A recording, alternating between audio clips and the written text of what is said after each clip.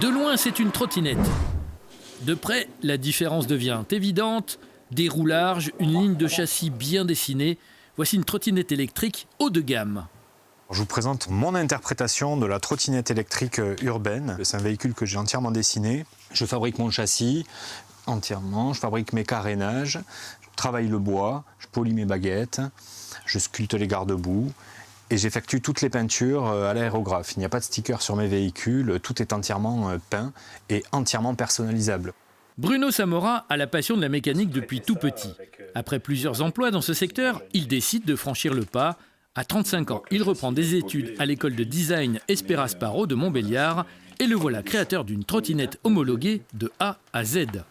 Donc dans mon processus de fabrication, je commence toujours par une maquette à l'échelle 1 en PVC et en bois qui va me permettre de définir l'ergonomie de mon véhicule et de valider mon châssis avant de passer à l'étape fabrication du châssis en ferraille.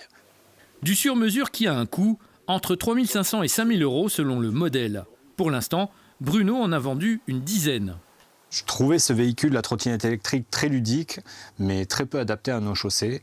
Et donc, j'ai décidé de m'appuyer sur mon expérience dans la mécanique moto et dans la conception de véhicules pour rendre ce véhicule beaucoup plus sécuritaire, améliorer grandement sa tenue de route et y apporter un peu de noblesse de par le travail artisanal qui est fait sur ce véhicule. Son invention a attiré l'attention du réseau Entreprendre. Grâce à cet organisme, Bruno va pouvoir passer à la vitesse supérieure et produire ses trottinettes électriques en série. Chez Réseau Entreprendre, on va accompagner des porteurs de projets qui ont un projet économique qui va créer de manière substantielle de l'emploi, 5 à 15 emplois au cours des 3 premières années, et également de la valeur. Et là, très clairement, il passe du volet artisanal, sans qu'il y ait de mauvaises interprétations, au volet industriel.